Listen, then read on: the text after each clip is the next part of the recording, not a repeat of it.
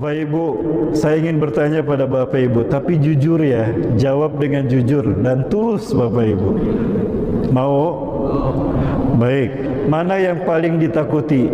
Periode ketiga apa Perang Dunia Ketiga? Sepakat Pak. Saya lebih takut periode ketiga ketimbang periode dunia ketiga. Karena demikian sudah cukup 2 periode. Nggak apa-apa saya sampaikan ini hak demokrasi setiap warga kan. Bapak Ibu yang dirahmati Allah SWT, inilah peristiwa-peristiwa besar Perang Dunia Ketiga. Kenapa Rusia menyerang Ukraina? Rusia selama ini kita kenal dulu Uni Soviet, ada negara yang dulu berhaluan komunis dengan tokoh-tokohnya, ada Stalin, ada Lenin, dilanjutkan oleh Gorbachev. Namun di masa kepemimpinan Gorbachev, Uni Soviet bubar. Bahkan negara-negara pecah, terjadilah perang, diantaranya munculnya Dagestan, Chechnya dan segala macamnya. Perlawanan dari umat Islam kuat sehingga memisahkan diri hingga berdirilah Chechnya, berdirilah Dagestan dan sebagainya. Bapak Ibu dan Allah SWT kemudian berganti nama menjadi Rusia. Namun di masa salah satu kepemimpinan Rusia, Kristen Ortodok menguasai.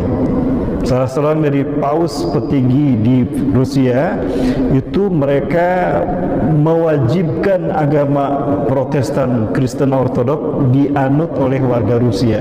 Maka sampai hari ini Rusia menjadi sisa dari peninggalan Bizantium Timur yang dulu dikalahkan oleh Muhammad Al-Fatih dari Turki Utsmani. Nah, sisanya Rusia. Maka Romawi yang dimaksudkan dalam hadis Rasul bahwa umat Islam akan bersekutu dengan Romawi, kemungkinannya adalah Rusia. Nah, kita lihat, saya belum menyimpulkan. Jika Rusia dengan Ukraina perangnya berlanjut, ini bisa jadi itu adalah Perang Dunia Ketiga. Nah, maka berlangsungnya perang ini terus akan membarat dan akan membuat dunia makin panas, sehingga sampailah pada perang yang sangat besar, terciptanya 2 aliansi, blok barat dan blok timur. Blok barat ideologinya kapitalis, blok timur disebut dengan conquer power. Nah, apabila perang dunia ini terjadi, tidak dapat saya bayangkan Bapak Ibu. Saya berharap Allah melindungi kita semua. Ya, memerangi Ukraina. Rusia merasa terganggu dengan prinsip hubungan politik luar negeri yang diputuskan oleh pemimpin Ukraina. Siapa? Zelensky, yang dulunya artis ya, pesulap ya.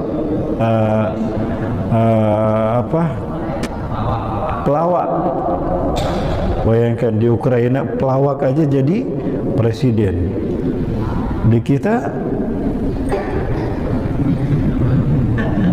ya itulah, saya nggak bahas jemaah ya. Maaf jemaah mati Allah. Nah, Ukraina memutuskan akan menjadi anggota NATO. Sementara NATO adalah aliansi fakta pertahanan Eropa Utara. Ya, NATO. Nah, jika Ukraina bergabung dengan NATO, maka NATO akan membuka pangkalan militer di Ukraina. Itu ancaman bagi Rusia.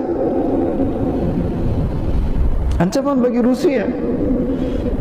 Maka tentu Rusia akan hancur kalau NATO membuka pangkalan militer di Ukraina. Ya, habislah Rusia. Itu ancaman.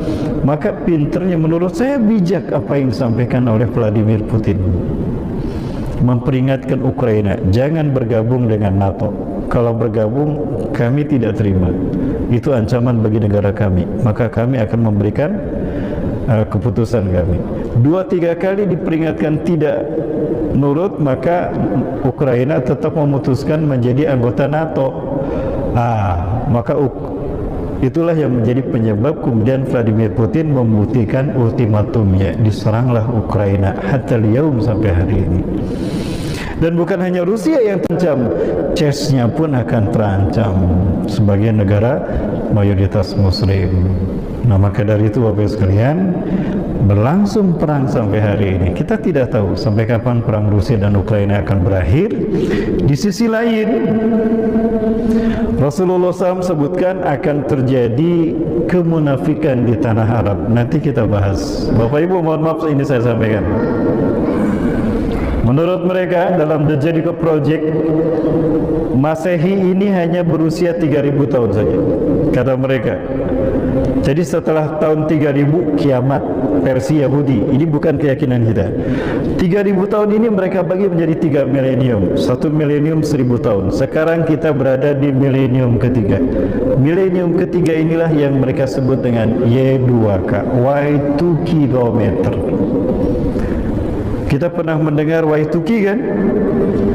Ini bukan era kebangkitan teknologi informasi dan globalisasi, tidak, tapi singkatan dari Year of the Yehuda Kingdom. 1000 tahun terakhir bagi dunia Masehi adalah milik Yahudi dan Nasrani untuk mendirikan singgasana Tuhan. Harusnya Tuhan mereka sudah punya istana. Di mana istananya? Di Palestina. Nah, inilah pemerintahan yang akan mereka ciptakan di 1000 tahun terakhir dengan program The New World Order.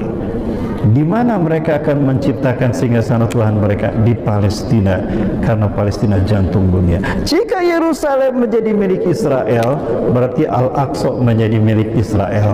Maka Israel akan leluasa menghancurkan kiblat kita yang pertama dan akan diganti dengan istana Dajjal. Ini istana yang mereka persiapkan, Haikal Solomon. Kalau ini berdiri, maka mereka menang dan kita kalah. Inilah peta dunia baru yang mereka inginkan. Tapi demi Allah ini tidak akan terjadi, karena Allah menyatakan Islam akan menang. Betul? Di akhir zaman ini Islam yang akan menang. Tidak percaya? Nanti kita akan saksikan bagaimana Allah memenangkannya dengan cara Allah yang begitu menakjubkan. Allahu Akbar.